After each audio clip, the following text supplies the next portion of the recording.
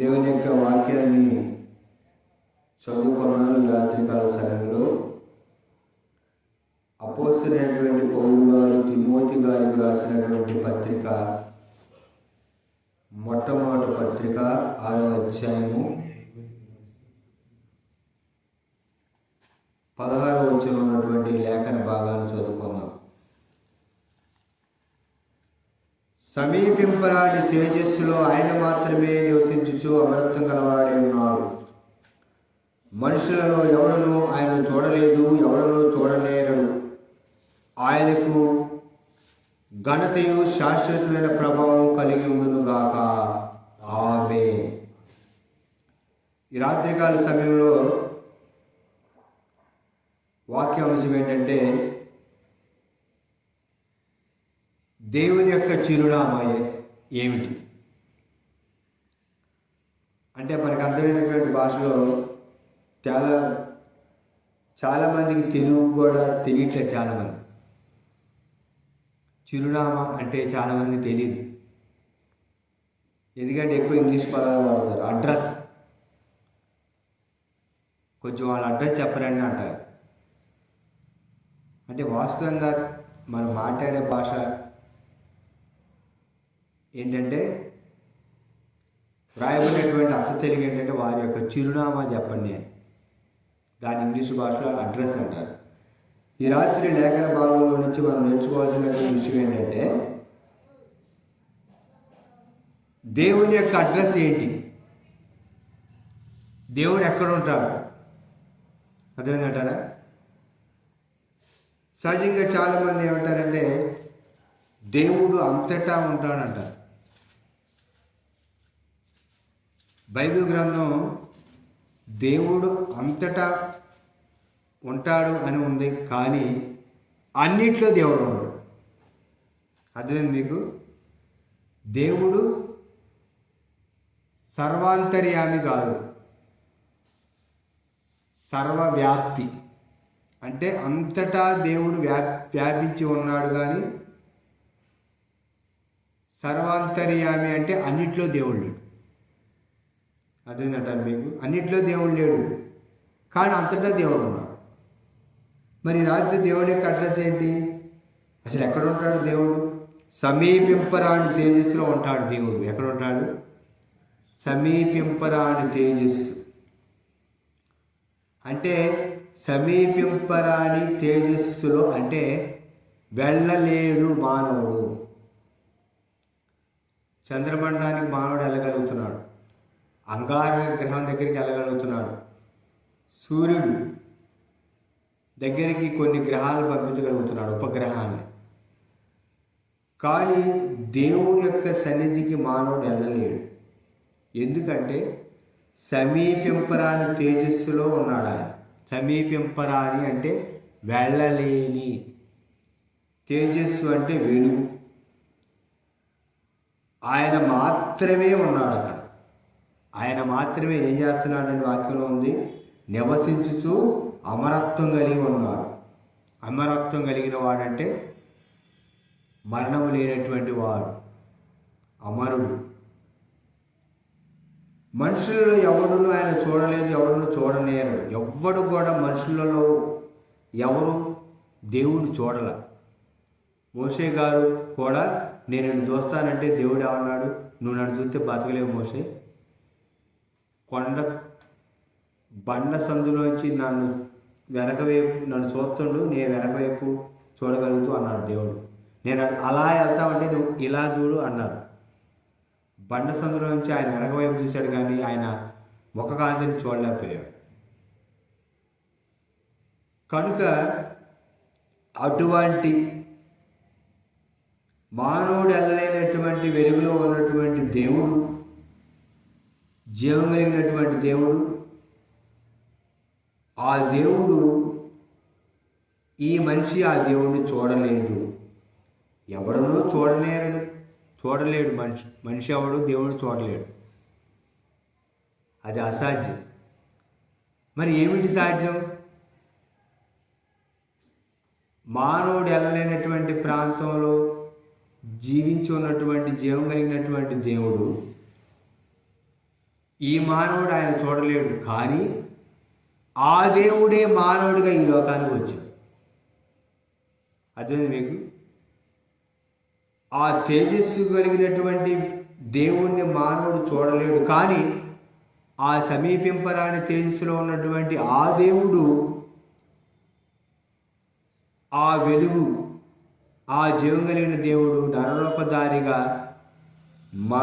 మనలో వచ్చాడు, మన దగ్గరికి వచ్చాడు. అందుకని దేవుని వాక్యం ఏమని రాయబడింది? యోహాను గారు రాసినటువంటి సువార్తలో 1వ అధ్యాయంలో ఏమని రాయబడింది? దేవుని వాక్యం ఏమని రాయబడింది? 1వ అధ్యాయం 14వ వచనంలో, ఆ వాక్యము శరీరధారి కృపాసత్య సంపూర్ణుడుగా మన మధ్య నివసించెను. దేవుడు ఎక్కడ నివాసం కలిగి ఉన్నాడు? సమీపించరాని తేజస్సులో నివాసం కలిగినటువంటి దేవుడు, ఆ దేవుడు వాక్య రూపంగా శరీరధారి మన మధ్య నివసించాడు.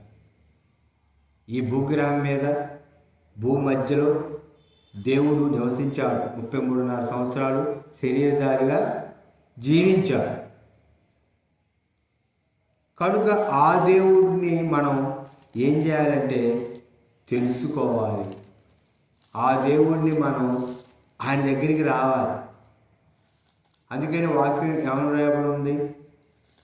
దేవుడు ఉన్నాడని, తన్ను వెతుకు వారికి ఫలము దయచేస్తాడని నమ్మవలను కదా. చాలామంది ఏమంటారంటే దేవుడు లేడు అంటారు. చాలామంది ఏమంటారు తెలుసా? దేవుడు ఎక్కడ ఉన్నాడండి? లేడు అంటారు. నాస్తికులు దేవుడు లేడు అనేవాడు. వాళ్ళు ఏమంటారు? దేవుడు లేడు. దేవుడు అనేవాడు ఉంటే ఎందుకు ఎలా జరిగిందండి? చాలామంది చూడండి ఏమంటారు? దేవుడు అనేవాడు ఉంటే నాకు ఈ గతి ఎందుకు పట్టిందండి? దేవుడు అనేవాడు ఉంటే మా అబ్బాయికి ఈ స్థితి ఎందుకు వచ్చిందండి? అంతేనంటారా? చాలామంది చూడండి డైలాగ్ పడుతుంటారు.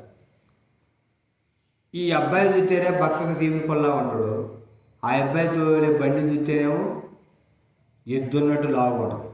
అంత లావు బండి మీద ఈ పక్క పిల్లవాడు వెళ్తే దాన్ని తోలలేక కింద పడేస్తే ఏదోటి గుద్దితే అప్పుడు వాళ్ళ ఇంట్లో వాళ్ళు ఏమంటారు? దేవుడు అనేవాడు ఉంటే మా అబ్బాయికి ఈ గతి ఎందుకు పట్టింది?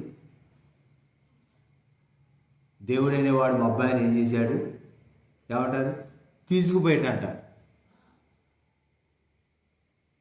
అబ్బాయిని దేవుడు తీసుకుపోయాడా? ఈ అబ్బాయి సామర్థ్యం లేని వాడికి బండి ఇచ్చి బండి తోలుతా ఉండి బస్సు కింద పట్టడం వల్ల చేసింది ఏమా? వీళ్ళ ఇంట్లో వాళ్ళ అంటే సామాన్యంగా అనేటటువంటి మాట, మా అబ్బాయిని దేవుడు తీసుకెళ్ళి. మా అమ్మాయి భూమి మీద ఉండ ఇష్టం లేక దేవుడు తీసుకెళ్ళిపోయాడంట. దేవుడు తీసుకెళ్ళడు. అదేనంటారు. దేవుడు సమీపింపరాని తేజస్సులో నివసిస్తున్నాడు. ఆ సమీపింపరాని తేజస్సులో నివసించే దేవుడు మన మధ్య నివసించాలి. అందుకని యోహాను గారు ఏమంటారు తెలుసా? మేము కన్నులారా చూచాము, మేము ఏదైతే చూచామో, ఏదైతే మేము తాకామో, మేమేమి వింటమో, కనులారా ఏది చూచితమో, ఏది నిదానించి కనుగొంటమో, మా చేతులు దేనిని తాకి చూచనో అదే మీకు తెలియజేస్తున్నాము. ఏమిటో తెలుసది? జీవవాక్యంలో కూర్చున్నది. ఆది నుండి ఏది ఉండినో మేము అది విన్నాము, చూచాము, కనుగొన్నాము, తాకాము అంటాడన్నమాట. అదేంటారు. కనుక ఆ దేవుడు శరీరధారిగా మన మధ్యలో నివసించాడు. మరి ఇప్పుడు ఆ దేవుడు ఎలా ఉన్నాడండి మన మధ్యలో? ఆత్మస్వరూపిగా ఉన్నాడు. దేవుని వాక్యం ఏం చెప్తా ఉంది? ఆయన మీలో ఉండును, మీతో కూడా ఉంటాడు. పరిశుద్ధాత్మ దేవుడు మీలో ఉంటాడు, మీతో ఉంటాడు. కనుక దేవుడి యొక్క నివాస స్థలం, సమీపించరాని తేజస్సులో నివసించే దేవుడు శరీరధారిగా ఈ భూమి మీదకి వచ్చారు. ఆ శరీరధారిగా భూమి మీదకి వచ్చినటువంటి దేవుడు రక్తాన్ని కాచి ప్రాణం పెట్టి చనిపోయి తిరిగి లేచి పునరుద్ధానుడైన తర్వాత నీలో ఉంటానన్నాడు దేవుడు. దేవుని యొక్క నివాసం ఇప్పుడు ఎవరు?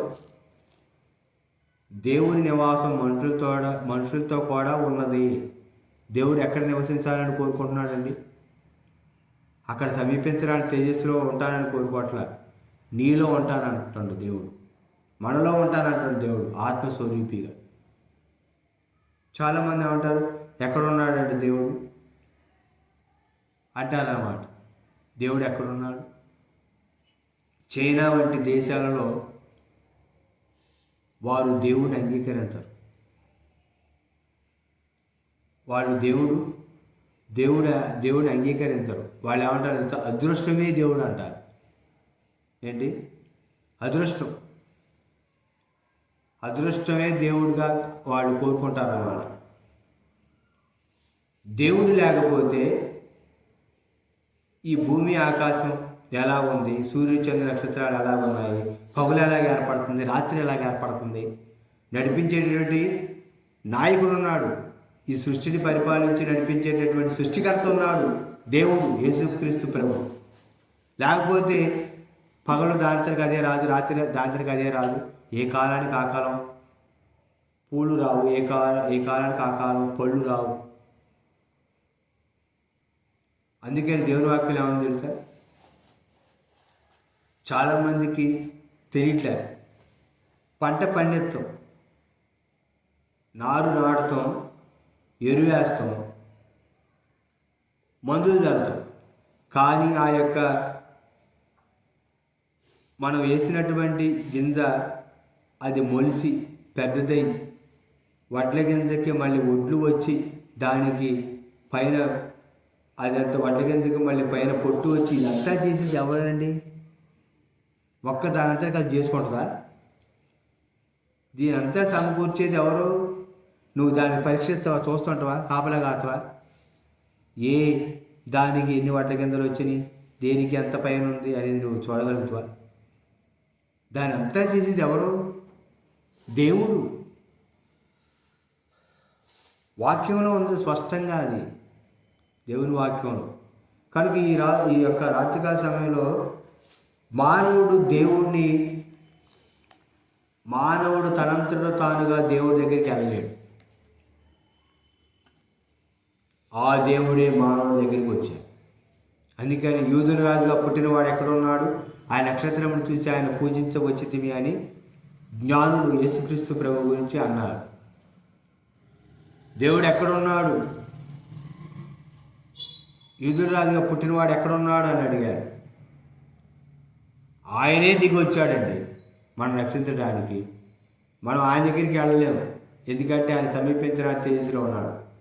ఆ మహిమను, ఆ తేజస్సును, ఆ ప్రభావమును, ఆ గొప్పతనాన్ని, ఆ కీర్తిని, ఆ మహిమను, దేవదూతలతో పొగడబడేటటువంటి ఆ యొక్క స్తుతులను దానంతటిని వదిలిపెట్టి యేసుక్రీస్తు ప్రభువారు ఈ భూమి మీద శరీరధారిగా వచ్చారు. దేవదూతలు కూడా వచ్చి సర్వోన్నతమైన స్థలంలో దేవునికి మహిమయు ఆయనకి ఇష్టమైన ప్రజలకు భూమి మీద సమాధాన కలుగుగా కానీ కీర్తించారు. దేవుడే అక్కడ నిత్యత్వం లేడుగా ఈ భూమి మీదకి వచ్చారుగా. అందుకని దేవదూతలు కూడా ఏం చేశారు? ఆయన ఎక్కడుంటే మేము అక్కడికి ఉంటామని ఆళ్ళు ఎక్కడికి వచ్చారు. అదేంటంటారు? ఆ శరీరధారి వచ్చిన దేవుడు ఈ రాత్రి నీ అంతరంగంలో ఉన్నానని కోరుకుంటున్నాం మనం. కానీ మన అంతరంగంలో ఎవరికి చోటు ఇవ్వాలంటే దేవుడికి చోటు ఇవ్వాలి, దెయ్యానికి కాదు. మన అంతరంగంలో దేవుడు నివసించాలి. సమీపించడానికి తేజస్సులో నివసించిన దేవుడు, శరీరధారి 33 సంవత్సరాలు ఈ భూమి మీద జీవించిన దేవుడు, మరణించి తిరిగి లేచి పునరుద్ధారుడైన దేవుడు ఈ రాత్రి ఆత్మస్వరూపిగా నీలో నివసించాలి. ఆయన నీలో ఉంటాడు, నీతో ఉంటాడు. కనుక చాలామంది ఏమంటారు? ఎక్కడున్నాడు దేవుడు అంటారన్నమాట. దేవుడు ఎక్కడున్నాడంటే నువ్వు అంగీకరిస్తే, నువ్వు చోటిస్తే, నువ్వు హృదయం తెరిస్తే ఆయన నీలోకే వస్తాడు. మన మధ్యలో ఉన్నాడు ఆయన ఆత్మ మన మధ్యలో ఉంది. కాబట్టి మనం అంగీకరిస్తే ఆత్మ ఎక్కడికి వస్తుంది? మనలోకి వచ్చింది. కనుక ఈ రాత్రి దేవుడు ఎక్కడ ఉన్నాడు? దేవుడి యొక్క చిరునామా ఏంటో తెలుసా?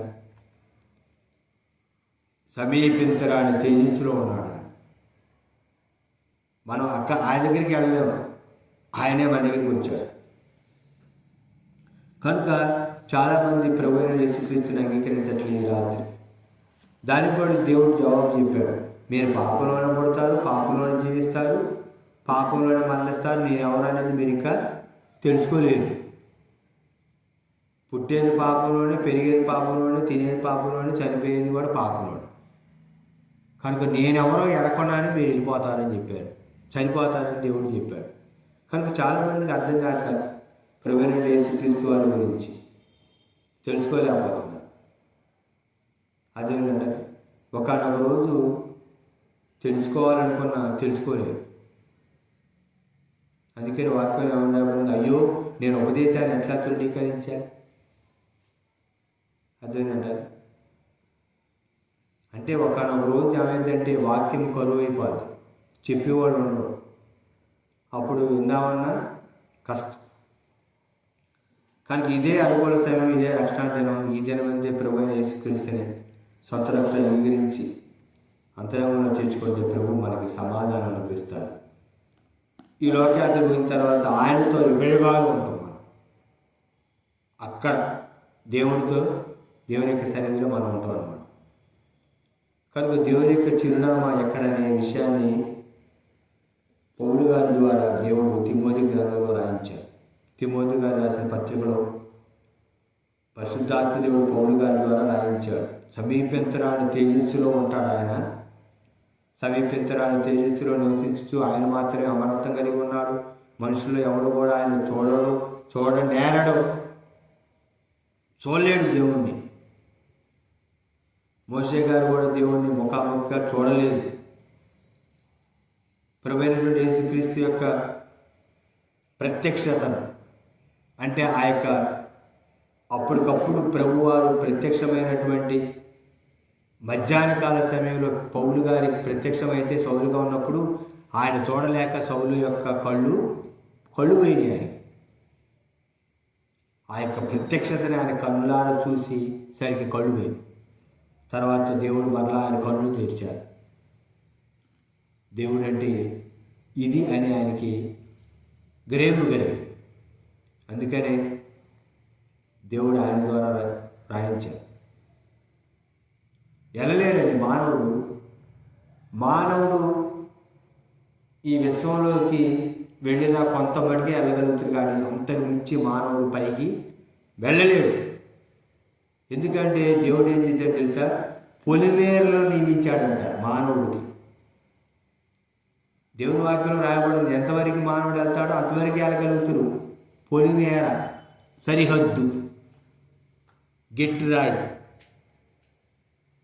ఇదిగోండి ఇది మా హద్దు అండి, ఇంతవరకు మీ స్థలం అవుతుంది, మీది కాదండి, ఇదిగోండి గెట్టిరాయి, అదే పొలిమేర, అదే సరిహద్దు రాయి.